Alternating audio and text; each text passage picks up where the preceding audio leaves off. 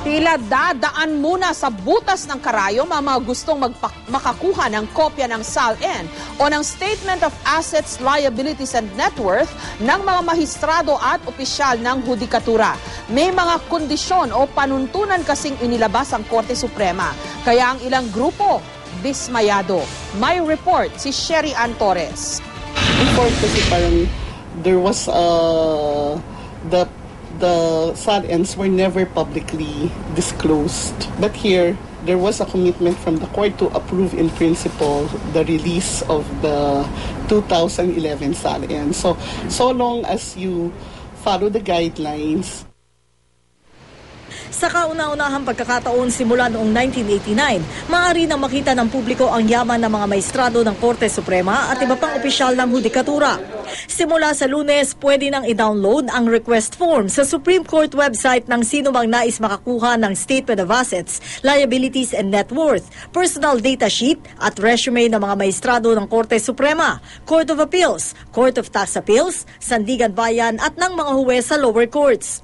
Pero hindi madali ang proseso. Base kasi sa guidelines, ang mga gustong makakuha o makakita ng SALN ng mga maestrado, kailangan maghain muna ng request sa Office of the Clerk of Court.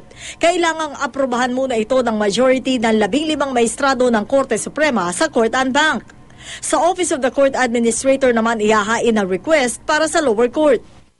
Dapat din daw malinaw sa request kung para saan ito gagamitin. Hindi raw pwedeng dahil curious lang ang humihingi nito. At kung taga-media naman ang magre-request, dapat may kasama itong sinumpaang dokumento at certification ng kanyang media organization. Hindi rin daw papaboran ang mga may masamang record na humihingi ng kopya ng SALN.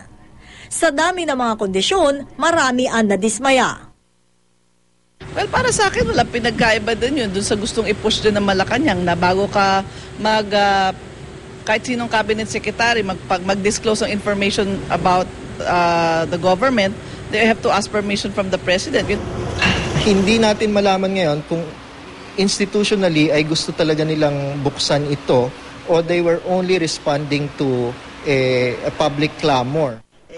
Si UP Professor Maria Olivia Domingo ng National College of Public Administration and Governance, nakikita naman daw ang punto ng Korte Suprema. And I do not find it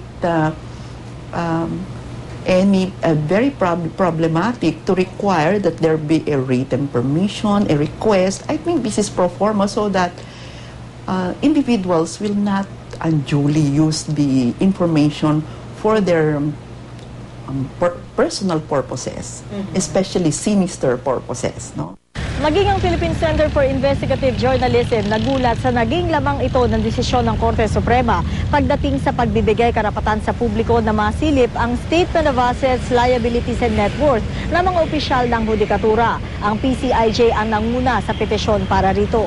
Ang pakiramdam ng naturang media organization, inilagay lamang sa papel ng Korte Suprema ang noon ay mahirap ng proseso para masilip ang SALN ng mga taga-hudikatura.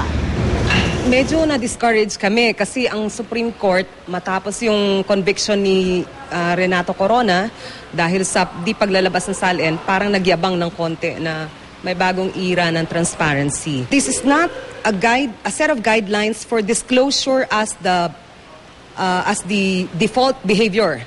Ang Constitution sabi disclose, transparency. Pinag-aaralan na ngayon ng PCIJ ang susunod nilang hakbang para iapela ang guidelines ng Korte Suprema. Kung may abuse of freedom, edi idemanda o kasuhan yung nag-abuso ng freedom na yon. Ang talagang test ng transparency, ang talagang hamon. Pagbubukas ng mga records kahit na masakit para sa'yo, kahit na tungkol sa personal na yaman mo. Mukhang yung ating justices hindi pa handa sa ganon. Sherry Ann Torres, GMA News.